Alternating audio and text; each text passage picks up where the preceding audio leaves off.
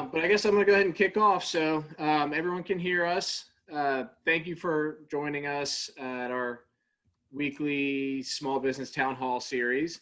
This week we've got a great setup for you. We've got Jay Steinfeld, the founder and CEO of Blinds.com, which was acquired by Home Depot back in 2014. Really good presentation for you today, so we're excited to kick that off. And before we do, I'm going to give you a quick little intro to Exit Advisors.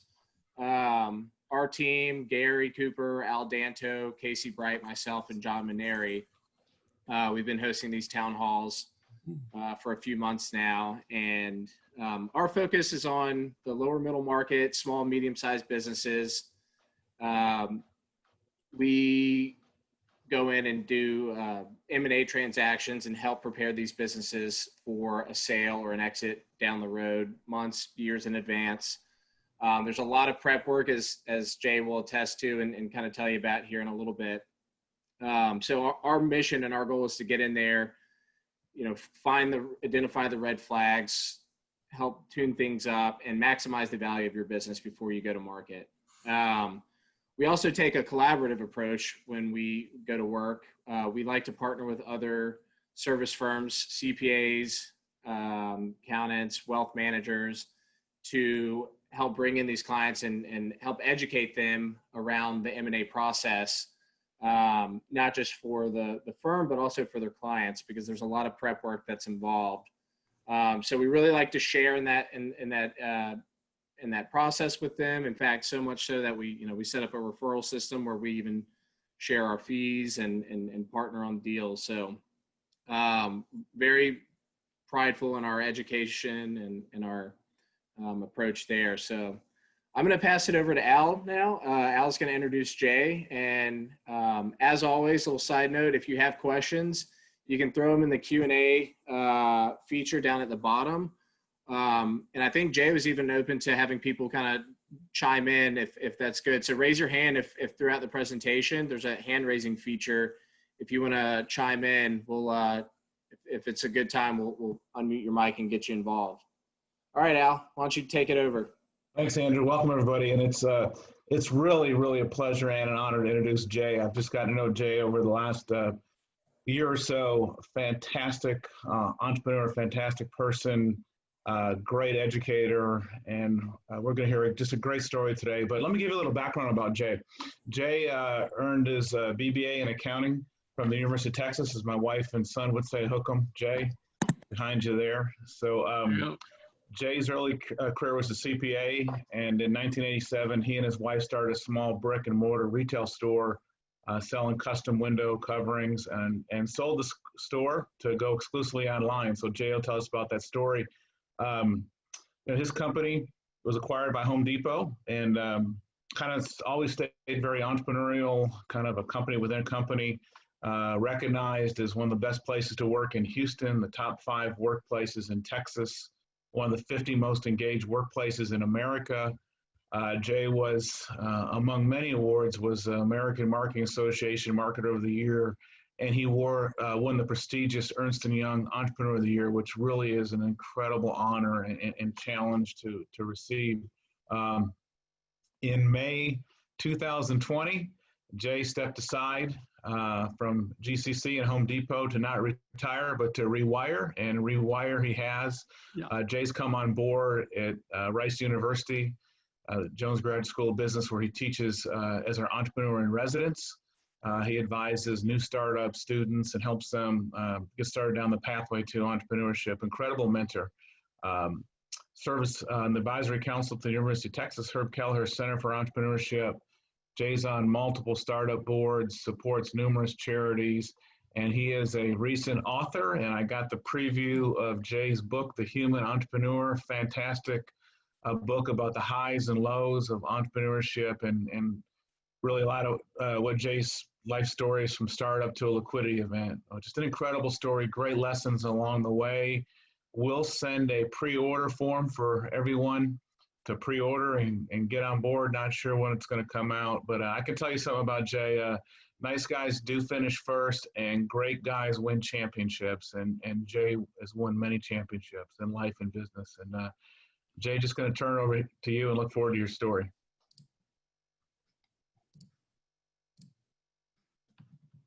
We good on the share? Yep. Okay, good. Oh, Al, that was awesome. Thank you. And welcome everybody. You've really put me in a good mood. And I think if I'm in a good mood, let's play a game. You guys up for that? All right, let's do Wheel of Fortune. You guys know Wheel of Fortune, so if I could see you, I would ask you to guess a letter. But since I can't, I'm going to guess them for you. And if you think you know the answer, go ahead and use the chat and see if you can guess. So Al, see if you can find somebody who's might be able to guess this. You're not going to get a lot of time though. Ready? You want to just pick somebody? Just if anybody has it, just put it in the chat. Okay. Anybody have? Mercedes. Yeah. Yeah, there it Sure. is. A lot. There we go. Entrepreneur. Okay, so why are we starting off with this game, and why are we starting off with letters that you can't see? Well, when you're an entrepreneur, or when you're in business, there's a lot of stuff that you learn all the time. I mean, you can find people that teach you finance, accounting, how to raise money, marketing, advertising, how to hire. But there are certain things that they don't teach you very well. In fact, seldom at all.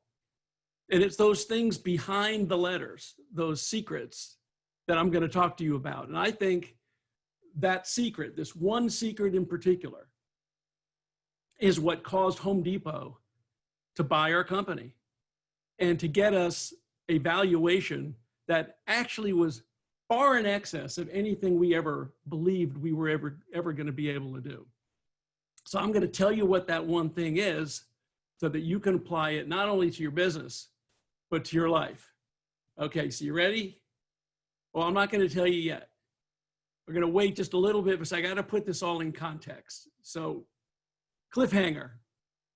I started off back in 1987. My wife and I started this little store on Kirby Drive, right outside of Amherst and Kirby Drive. And it's Laura's Draperies. And my wife's name was, of course, Naomi. It's a long story how we got to Laura's Draperies. I'm not going to bore you with that. But what my wife and I did was we would go to people's homes and they'd call us in the showroom and we'd go to the homes in our vans. Our vans were just chock full of sample books and blinds, and we would help people decide on the best window covering. I mean, it's perfect for a CPA to help somebody with their window coverings. So I was perfectly suited to do that job and would never tell somebody I was a CPA. But eventually, I mean, I started off knowing nothing about blinds. My wife knew something about it, taught me, and we had two stores. We actually had this one in Westview and another one out in Clear Lake on Bay Area Boulevard over by NASA. And we would go to people's homes, help them figure this out. And we did that a long time. 1987, I think I've done close to, if not more than 10,000 homes during the tenure when I was doing this. And it was a good job. I mean, we're doing about $1.5 million from the store and making a good living doing that. Not generating a lot of wealth, because if I didn't work, I made no money. That's, you know, like a sole proprietor. I did have some designers from time to time, but that was a tough way to do it. Well, in 1993, we hear about this newfangled thing called the internet. Well, the information superhighway, the World Wide Web. And so we established for Laura's Draperies the first window covering site on the internet, as far as we could tell, called Laura's.com. $1,500. Didn't sell anything online. Weren't even trying. All we wanted to do was make it look like we were cool, progressive, that we knew how to sell you the latest in window coverings. Although what we did try to do was to set up appointments. I don't think we actually set up any appointments now that I think about it, but there was a place to do so. Anyway, it was a way to start. It was just really an experiment, that's all. Well, the next year, this company started selling books online, Amazon, and we thought, damn, you can sell stuff online? That's cool. I wonder if you could sell blinds online. And of course, everybody said that was the most ridiculous thing they'd ever heard of. People needed to measure and install their own blinds. They couldn't see them. They didn't have samples. They couldn't touch them. Who the hell is going to do that? Well, don't do that. Now, look, if we were more sophisticated, if we were looking to do focus groups and do studies on the market and the size of the market, well, the size of the market was 0. So why was that a great idea? Well, what did I have to lose? It was all incremental. So what we did was we went from my house in Bel Air, which is now long gone, and in that garage in the top right corner, I started selling blinds. I wanted to make buying blinds and shades a no-brainer, so we launched nobrainerblinds.com. And because we were the first one, we thought, well, we could really make buying blinds and shades a no-brainer. How many products did we have? Well, we had 3. We had 3 different products in just white and off-white. I mean, this site was pretty bad. It was really bad, but it did have this one thing. It had that, a logo that spun around. I thought that was pretty cool. Now, what is that thing? That is a guy without a brain that's made of brains. I know it makes no sense, but for the longest time, people said, what is that? Is that a bear? Is that a cub? What is it? Well, I thought it was pretty cool. And we just did it. It just occurred to me. I was standing in my showroom with my wife, Naomi, and she said, so what's going to be your logo? And I just drew something out on a sheet of paper, and it stuck for a long time, even though it's ridiculous. I know it's ridiculous. So then we had a more legitimate site. And this site was only about $3,000. I think we paid $3,000 for nobrainerblinds.com. Now, this actually did have e-commerce, but you've heard of minimum viable product, MVP. Well, this was HVP, hardly viable product. It really was bad. In fact, there was no e-commerce per se on it. If you wanted to buy a blind, you had to look up the price on a chart and type it in on the order form. And then you had to manually add up all of the prices and then calculate the sales tax and then type in your credit card number and send it in. It did not automatically compute anything. And you didn't get an order confirmation right away because I didn't have that either. So at the end of the day, I would see how many sales I had, which would be usually 0, maybe 1, maybe as many as 3. And I would just type order confirmations to everybody at the end of the day. Mind you, I'm still at Laura's Draperies while this is all happening. I'm still keeping my day job. This is the side hustle, doing it at night. And it was fun. And eventually, No Brainer Blinds was doing $1.5 million after a few years. It was incredible. I'm working my butt off 6 or 7 days a week with Laura's Draperies. And this is just happening with just a little marketing. Well, I did hire some people. And because we were the only website selling blinds, we were the world's most popular and trusted online source for blinds. And that actually became true over time, where we were eventually really kicking everybody's butt. Everybody, including Home Depot, especially Home Depot, and Amazon, and we continue to do that today. Well, how did we do this? People would call into the showroom, to the Laura's Drapery showroom. Remember, I'm the only one at the first taking phone calls. And they would call me in my van. I'd pull off the side of the road and they'd say, hey, all of our customer service representatives are busy. So call me. I would then call them back on a phone that looked just like that and take orders from my car, front seat, with an order pad, my calculator, price books, everything. I was just selling from the front seat of my van. And I would do that in between my appointments for Laura's Draperies. Well, eventually we needed an office. And in back of Laura's, there was this alley. And before I get to the alley, the house in Bel Air was at 4815 Pine Street. And that sounds like a house. And that didn't sound very professional. So I changed the address to No Brainer Blinds, One Brainer Tower, Bel Air, Texas. And I got mail to One Brainer Tower. And at the time, people were basically afraid to use credit cards online. This is when people didn't even really know what email was, no broadband at all. And so they would mail checks to No Brainer Blinds, One Brainer Tower, Bel Air, Texas. I thought that was really funny. I still think it's funny. Every time I think about it, I think it's funny. Mailman says, you can't change your address to One Brainer Tower. And I'm saying, well, I already have. And anyway, that was another story. That was another running battle with the post office. But I just kept getting checks, so why not? So we then went to Two Brainer Tower, which was this alley in the back of Laura's Draperies. And you literally had to go past that. Can you see that black rectangle right in the middle? That's a rat trap because there were rats and it stunk. This is between Prego and Le Peep in the Village. And two people, Ann and Sharon, who still work at the company today. This is like 26, 27 years ago.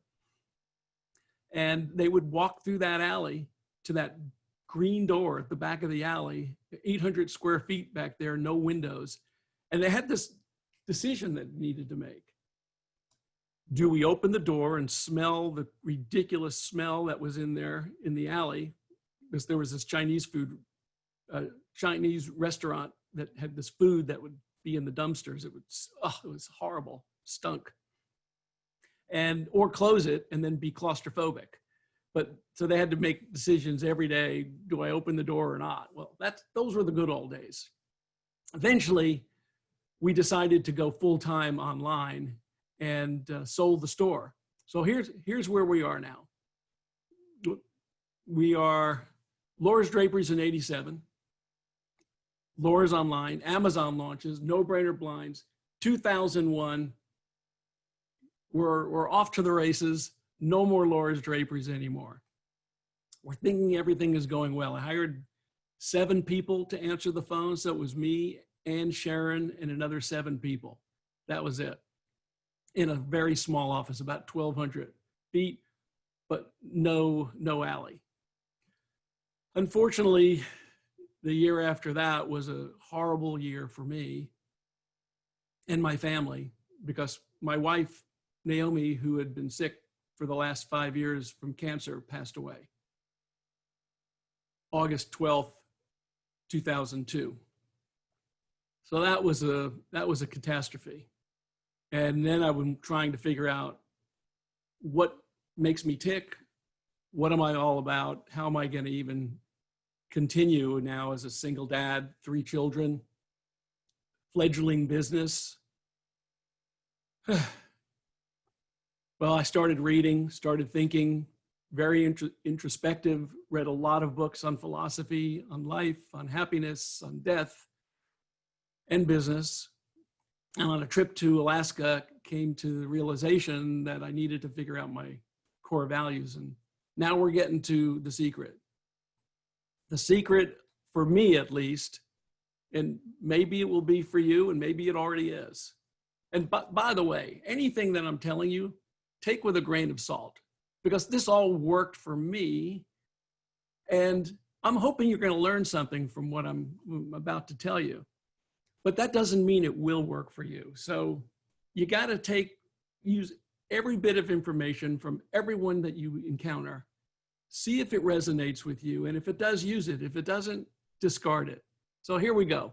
This is the key, and I believe was the reason why we were able to do in such a small company all these things that Amazon wasn't doing, that Home Depot didn't do, and we were kicking their butts big time.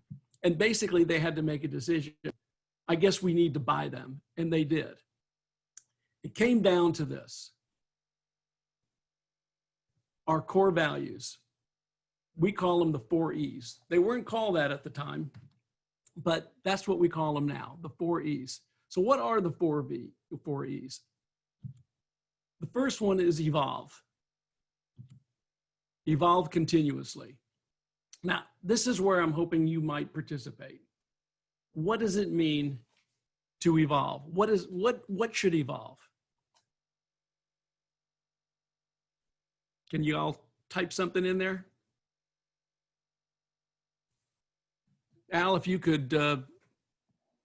Here, we got some hands raised. I'm going to unmute them.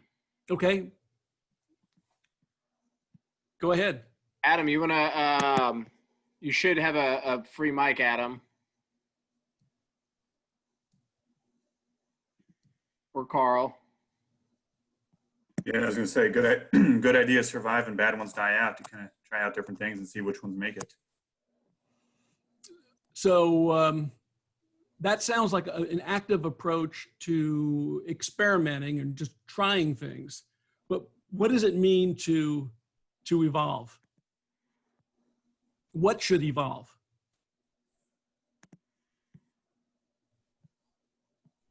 Give you a hint.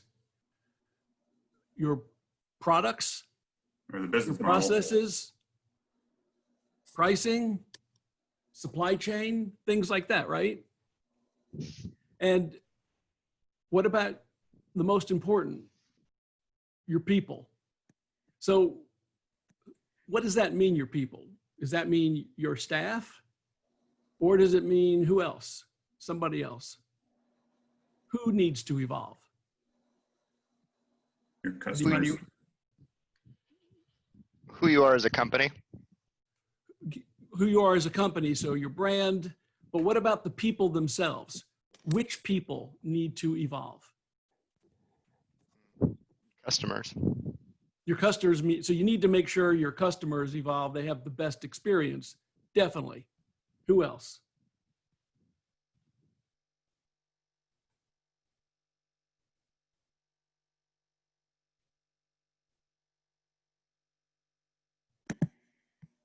Your Somebody get employees. unmuted there?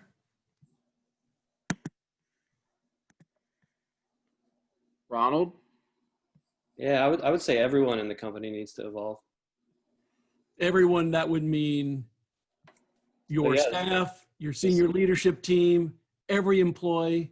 All the way down to the guy that cleans the toilets. Really, I was going to say all the way down to you, yourself. That's right. As the leader, you need to evolve, but it's not just you. You need to evolve, but you also need to help others evolve, especially as a leader. And it's your department that needs to evolve. This is not just about some processes. You need to think about how can I in my marketing department help the IT department? How can the IT department help finance?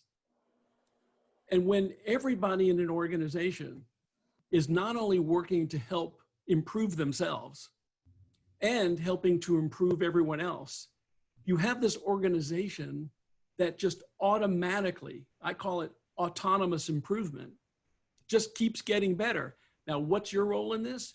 To create the right environment so this just happens. So you don't have to keep telling people, you need to improve, you need to do this better. People just automatically are doing it.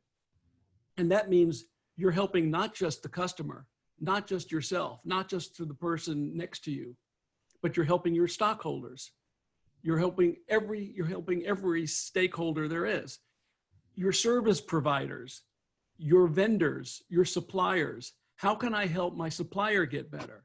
I guarantee when you have the view of helping everybody around you get better, then everybody around you will help you and your customer automatically get better. This is the key, but how do you do it? Well, now we're going to get to E number 2. Oh, and by the way, this is easy to talk about and it's easy to do, but why is it hard? Anybody, why is it hard to evolve? Takes work. It takes work, but what kind of work? From the chat, and I agree with it, people hate change. People hate change. They think they actually already know what they're doing. They think they're experts. And it's hard. It's not just about accepting change. It's about accepting the fact that you're not as good as you thought and accepting the idea that you must evolve. And even if you really are good, are you saying you can't get better? And if you don't get better and the environment around you changes, then what got you in the past is not going to be good in the future. So it's very hard for people to look themselves in the mirror and say, you know, I really could have done that better. In fact, one of the things we do, what I personally do in every encounter is, okay, so what did I do well at that point? And if I had the chance to do it again, is there anything I would have done differently? If you go into every encounter, and I mean every conversation, every meeting, every presentation, every customer interaction, and ask yourself those 2 questions, you will get better. And if everybody's doing that as well, everybody's going to get better the way we've already talked about. Okay, but it's not easy. It's hard. It's easy to say. Next step. How are you going to do it? People don't like to change, but what do you have to do to change? E number 2, experiment. We call it experiment without fear of failure.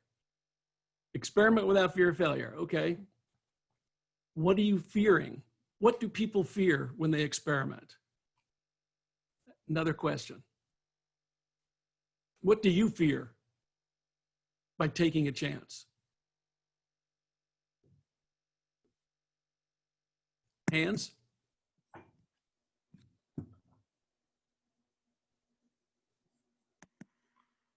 Failure.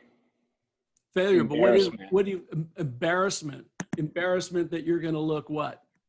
Bad, looking bad. Looking stupid, not just bad. Like, oh my God, I can't believe you did that. You're an idiot. Or if you really screw up, what might happen? Lose money. You lose money, or Customers. lose customers, or you get fired, or you get yelled at. And people aren't used to being in an environment where it's okay to make a mistake. And if you want to get better, don't you have to try something new? Don't you have to try a different system or a different approach? And what happens if it doesn't work? I'll challenge you. What happens when somebody who's working with you or for you makes a mistake? What's your reaction? Do you say, nice try? Or do you say, you freaking idiot, I can't believe you did that? What were you thinking? Or do you say something like, tell me about the thought process you had in doing that? And then coaching them so that they can think about the next time they do it, they'll do it a little differently, or they'll learn from that experience. If we went around telling people to improve all the time and to evolve continuously, and yet scolded people for trying to do it and failing, or to have a pilot that you try and it doesn't work and they're penalized in some way, that would be totally counterproductive. In fact, one of the things we have in our office is we've got these 2 giant test tubes. They're about 6 feet tall each, about a foot in diameter. In one tube, there's marbles of all the experiments that went wrong. That test tube is full. In the other test tube are marbles of the experiments that worked. There's only about a quarter full on that one. Now, it's symbolic. We don't actually do that. But the idea is you've got to have a lot more marbles that didn't work than did work. Because if all the experiments that you did worked every time, then are they really experiments? No, they're not. You knew they were going to work. That's not an experiment. An experiment is you can have a hypothesis, but if you're sure it's going to work, just do it. You don't have to test anything. Just do it.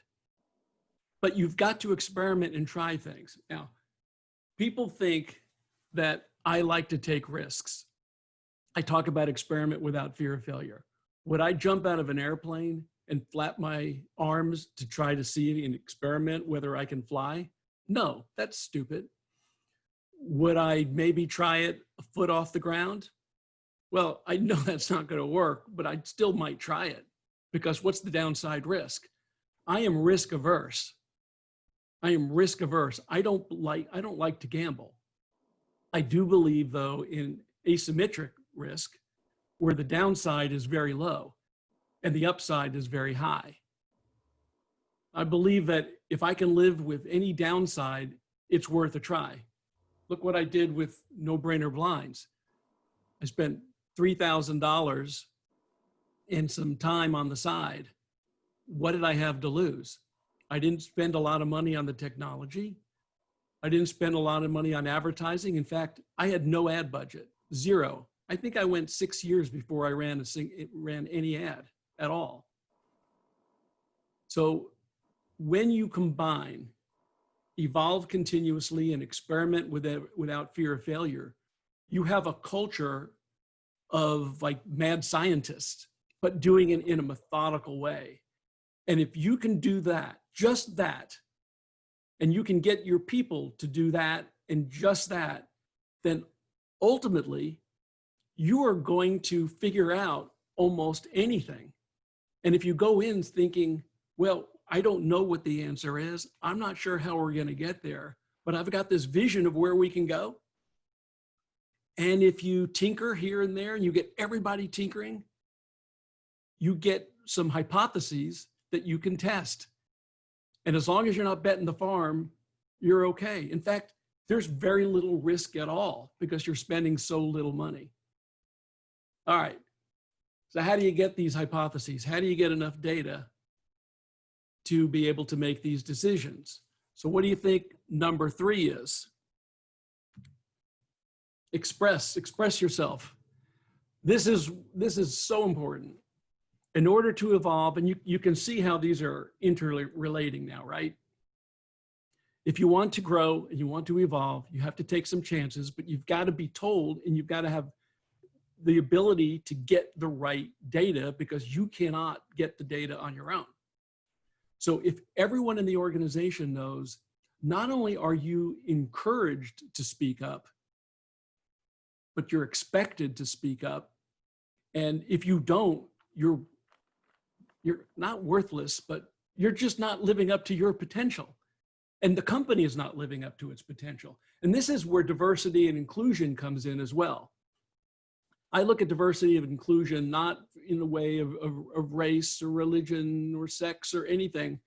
It's about getting diverse views from a diverse population and being able to approach any kind of obstacle from a different place from where I personally would do it. And the more opinions you get, the more data points you get, the better your decision is, right? So this is a good one. And people thought when we said express yourself, it used to be encourage individual expression. People thought what that meant was you can kind of dress however you want. And you can, as long as it's not too, doesn't show too much. But we want people to be themselves. We don't want them to say things just because they think the boss needs to say that, wants to hear it. No, I would love to be in a meeting and be challenged. Say, you know, Jay, I hear what you're saying, but the other day I heard so-and-so talking about this, and could you help me reconcile from what he said and what you're saying, and how does that really achieve what we're going to do? I'd go, whoa, this is a person who needs to be a leader. This person needs to get a raise because they're speaking up. And by the way, we test for these things ahead of time before we hire.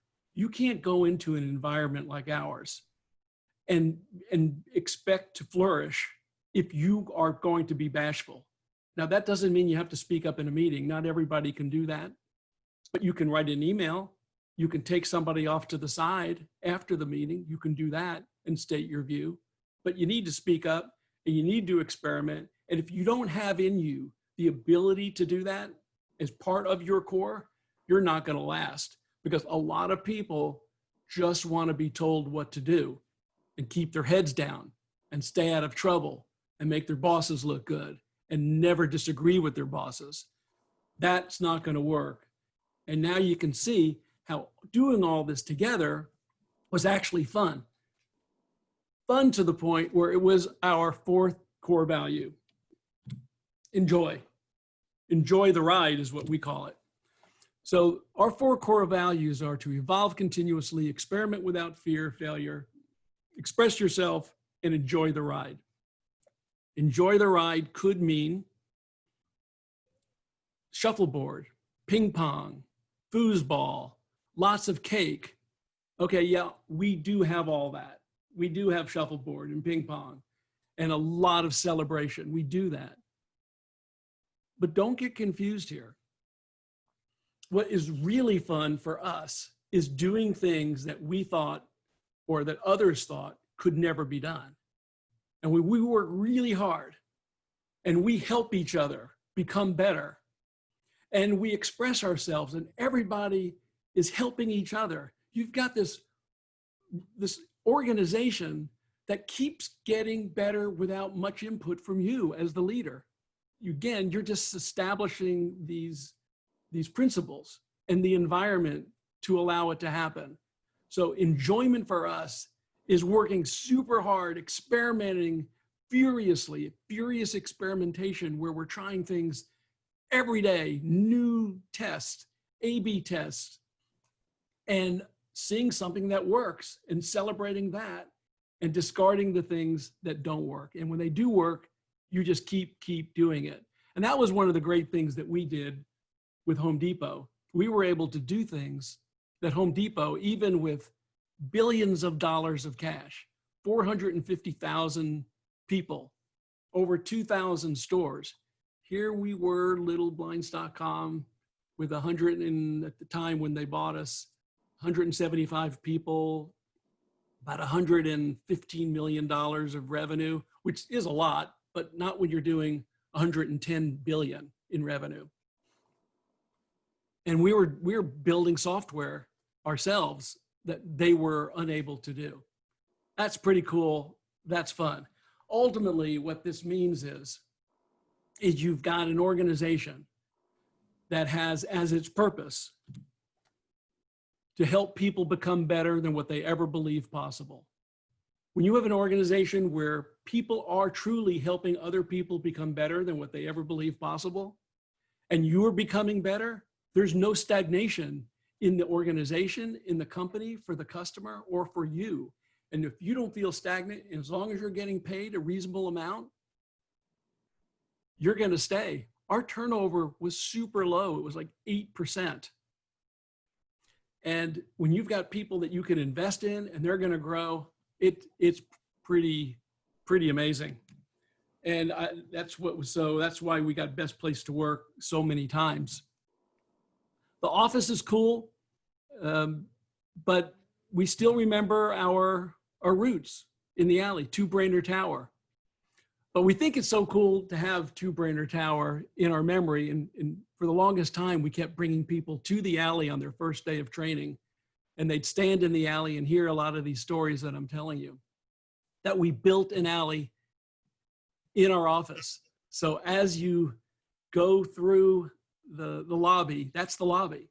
And you walk down the alley just like we did back in the day. That picture of the alley that you see on the left side, that's still my wallpaper on my computer and has been since the late 90s. So that every time I come to my computer, the first thing I see is the alley. I want to remember how we got here. I don't want to ever believe that we don't need to continuously improve. And that's what I'm doing now. We won a lot of awards. I'm not going to go through all that stuff. We were acquired back in 2014, January. So few lessons.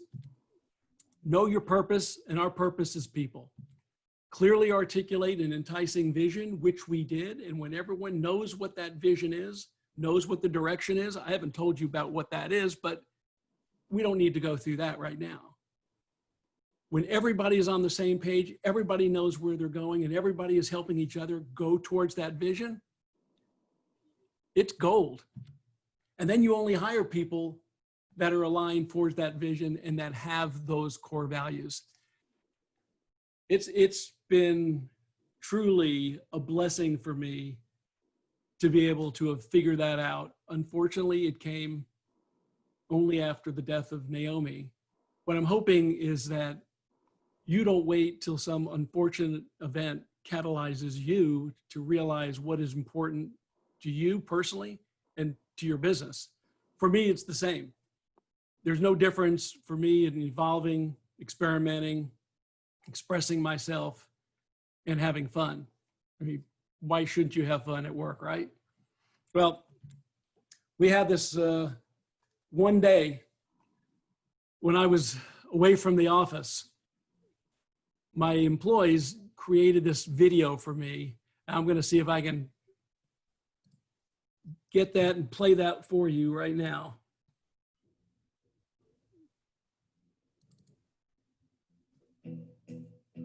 You hear that? Yeah, we hear it. Okay. When I wake up, well, I know I'm gonna be the man who wakes up next to you. When I go out, yeah, I know I'm gonna be the man who goes along with you. If I get drunk, well, I know I'm gonna be the man who gets drunk next to you. And if I hit back, yeah, I know I'm gonna be the man who's favoring to you. But I will walk 500 miles an hour. An office.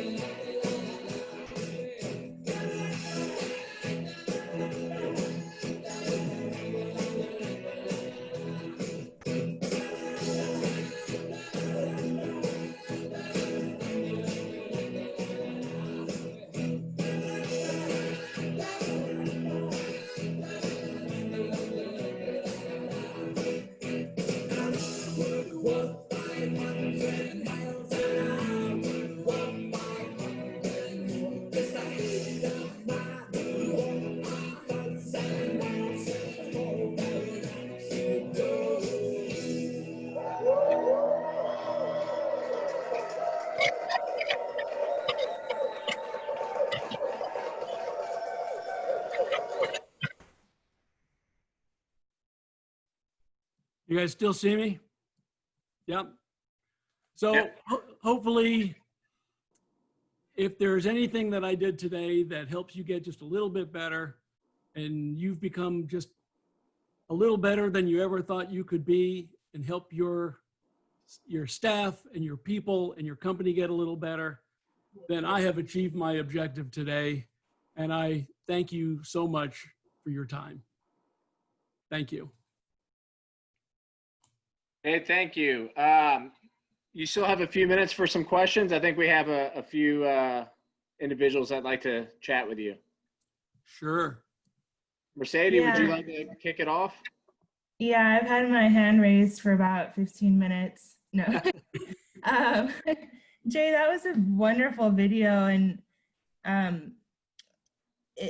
to your point of thinking of things like looking forward, I mean, did you envision your workplace environment to look that way? Or what sort of things led you to these 4 E's? And how have you actually evolved to be able to foster that sort of environment? That's a really loaded question. There's a lot of questions built in there. So how did I do it? I just studied it. I asked people, what am I like? And started thinking about what are some of the things in my life that were really important to me. And one of those things was experimenting with going into business and just being able to try things and not being intimidated by things and just be willing to give it a shot. So I realized, I thought at first my 2 core values were to improve continuously and to pioneer, but realized I really wasn't a pioneer. I didn't care about being first. I was just willing to give it a shot. So that evolved into experimentation. As far as the environment, I was studying other companies, and I looked at companies like Zappos and Disney and Southwest Airlines, companies that were famous for their culture, and visited Zappos probably 3 times and visited multiple offices of Google in the early days, and were inspired basically by Zappos and Google, and created what I was hoping was going to be a combination of having a data-based, evidence-based company that was making really great decisions, but in a way that had customer intimacy, the way Zappos is. And then it's just evolved like everything else. The first office was pretty raw and wasn't anywhere near like this one, but it was colorful. But I think what's more important is not so much the office itself, but how you behave and what your reactions are. People will think you're a phony if you've got a cool office, but you're not cool. How about Diane? You want to ask her question? Diane's a fellow Rice grad, entrepreneur, and investor here in Houston. So Diane, you've got your hand raised. Why don't you chime in? Hi, Jay. Thank you for your time. Really incredible story this morning. I want to ask, Thank you. I see that you're EIR at Rice. What is the most important thing you talk about here? I can see on your LinkedIn, vision, core values, culture, talent acquisition, creating a board, transition from founder, CEO, and post-liquidity. That's a lot of stuff. What would you really bring to light as your, one of the strongest topics that you talk about as an EIR at Rice?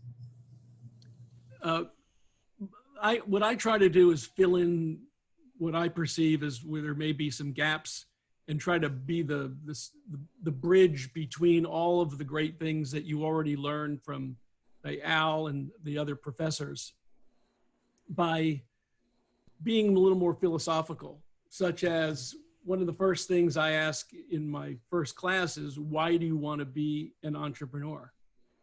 What is your purpose? And when we have these, and if I can facilitate a discussion and see where there's conflicts between potentially making a lot of money and being in control of your destiny, they may not be the same thing. So that if you're the CEO and the founder, and you can make more money by not being the CEO, but not controlling your destiny, what do you do? So trying to get people to really understand and be introspective about what they really want, and then be able to then know where they need to go. To me, that's the most important thing, is your purpose, your reason for being, and the behaviors where when you wake up in the morning, this is what you do. This is what makes you happy. I don't think there's anything more important than that. The rest of that stuff you can learn. Although I never really learned much coding or IT stuff. I had other people who could do that. That was never my specialty. Awesome. Thank you. Adam, did you have a question?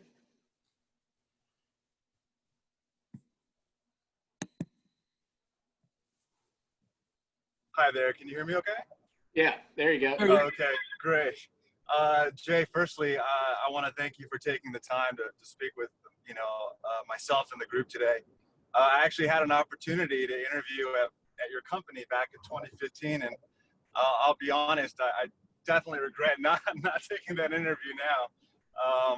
That being said, I guess my question is about evolving. Did you find it, or did you observe at any time that if as you evolved, the people around you evolved as well? I.e., if you noticed, there was a stagnation of growth in the people around you, did you have to introspect and ask yourself whether or not, it was important for you to evolve? And I guess, did you see a correlation between your own evolution and the evolution of those around you? Well, there's, I don't know if you've heard the expression, you can put lipstick on a pig, but it's still a pig. Yes. Sometimes you're the pig. And you need to know that just putting lipstick on yourself doesn't mean you're still not a pig. So yeah, you have to evolve all the time. And what I was always afraid of, I'll say paranoid about, was that I would not evolve as fast as the business needed to evolve, and that I would then get behind myself. So my first obligation was to make sure that I would always be the CEO and always be able to control my destiny and make the money and achieve the things that I wanted to do. But to do that, I had to have a team. And it wasn't until I realized that my growth was dependent on the growth of everybody around me, that where my purpose was to help people become better than what they ever believed possible, as a true mantra, not just a saying, and that was actually my job, my number one job. When I did that, then I would just naturally do the things and support them to do that. Now, the problem is when people have the will to do it, but they don't have the way. And when that's an unfortunate situation, because when you've got people who have gotten you to a certain place and they're no longer capable of doing the job that's necessary, because really the job has changed. My job as a CEO changed every day. It evolved every day, just as hopefully I evolved throughout every day. And when you get to a certain point, the needs of an organization change, and therefore the roles must change. And if that person is not equipped to do the role of what you need today and tomorrow, then you hopefully have given them the tools to grow with the job. But sometimes you have to take a stair step so much higher that the person's just not capable, and you've got to find another place for that person. And it's just not compassionate, and it's not generous when you keep somebody in a position that they're not capable of doing. Everybody knows it, they know it, and it's better to put them in a role where they'll be a lot better.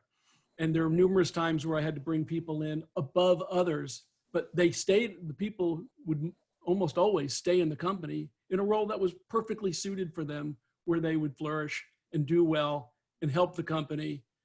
It's a delicate thing to do, but I did it frequently. And I guess because I was afraid that was going to happen to me. Eventually, we did have institutional investors, but I went a long time. It was 2012. I remember we started in 96. So a long time before we took in our first institutional capital. And even then I was afraid maybe I'd be ousted the way other CEOs were. Did that answer your question? Oh, absolutely. Thank you. You're welcome. About one or two more. Mark, you want to go ahead and shoot over your question? Thank you. Jay, again, thanks so much for your time this morning. As you transition out of a role where you're a very public face to a very public company, how is your purpose evolving, and what would you like to see here in the city? Two questions. First, I guess you know I am not there anymore. I am officially rewired as of May 1st. But if those are my core values, and a core value is something not just that you aspire to do, but is actually what propels you to be. And if those really are my core values, and I think by now you probably know they are, then I'm still personally evolving and experimenting and speaking up and still having fun. Writing the book, teaching. As the CEO, you're teaching all the time and you're facilitating good and asking good questions, hopefully. And so being a teacher is the next step, and being on boards and doing that and helping startups and even further companies that are further along, B or C rounds, doing that. So that's fun. That's a new thing for me. That's an experiment. The book was definitely an experiment. And now I'm experimenting, figuring out how to get a publisher and a literary agent and things I've never done before. And again, that's fun. The whole process of doing it has been great. As far as the city, I'm seeing a lot of action with new facilitation centers, Ion Station, HX, lots of money coming in, talking to a lot of VCs. I think there's a lot of interest outside the city that Houston, and it's about time, is going to get some more money, more attention, and all the great entrepreneurial minds that are here are going to have more money to do what they need to do. That's encouraging. And I'm trying to get involved in some of that to help as well. I mean, that's why I'm doing this. I don't even have a book to sell yet, so it's not like I'm trying to sell books, but I do want to help you get better. And I want to help everybody here get better because that is my purpose. Thank you. You're welcome. Hey, Jay, I had a question actually to wrap things up with. As you know, we're in the due diligence business. We try to really help entrepreneurs and business owners ahead of their sale or their acquisition, or if they're making an acquisition themselves. What were some of the things that you had to prepare for, what you did prior to the acquisition from Home Depot? What did the process look like from your end? Well, first of all, let me say that when the book comes out, you'll be able to read a lot about that in greater detail. But for now, I would say the key thing for us was that we didn't look to sell the business. We looked to build a business of substance, that we were going to evolve the business. And we knew by having a team that continually raised the bar, that continually added market share, that continually added EBITDA and revenue at a high rate, that our day would come. And it came earlier than what we were expecting. When Home Depot came to see us, we were growing 25% compounded per year. We were making a lot of money. Our cost of acquisition, customer acquisition, was really low. Gross margin had been expanding every year for 4 or 5 years. So we were just building a company. That's what we did. We didn't look to sell the company. We didn't have a book. We didn't have an investment banker, nothing. In fact, when they came, it was just me and my CMO, Daniel Kotler, who some of you may know. It was just he and I at all the meetings. And you got all these big wigs from Home Depot showing up, and we have no papers in front of us, nothing, no deck, nothing. We just, what do you want to know? Oh yeah, here's some notes from our last board meeting. Maybe you want to look at that. So we did do a few things that more specific tactical things. We got we hired Ernst & Young as our CPA. We had a legitimate board with a real board, real minutes, great governance. We used Silicon Valley Bank. We were positioning ourselves to potentially go public. And Home Depot thought we were going public, which raised the price even more, because they were just comparing themselves not just to what Lowe's might have paid for us, but how much we might have gotten by going public. And it was a consideration, but really we just wanted to run the business really well. And I think if you have a great business, you can never be disappointed. You'll be making money, everybody will be happy, your stockholders, your investors will be happy, your employees, everyone's growing. How's that a bad business? Yeah. Well, Jay, I know you've got a busy day ahead of you. It's your wife's birthday. Wish her happy birthday from us. Thank you. But thank you. This was a really awesome series. Great presentation. Very refreshing.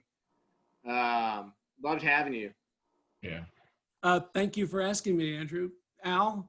Yeah, Appreciate it. thank you, Jay. Thank you for continuing to evolve into a virtual world too with your Yes. presentation. Thank you. Yeah. Yeah, you've impacted a good. lot of lives, and that's what it's all about. You continue to do Appreciate it. so.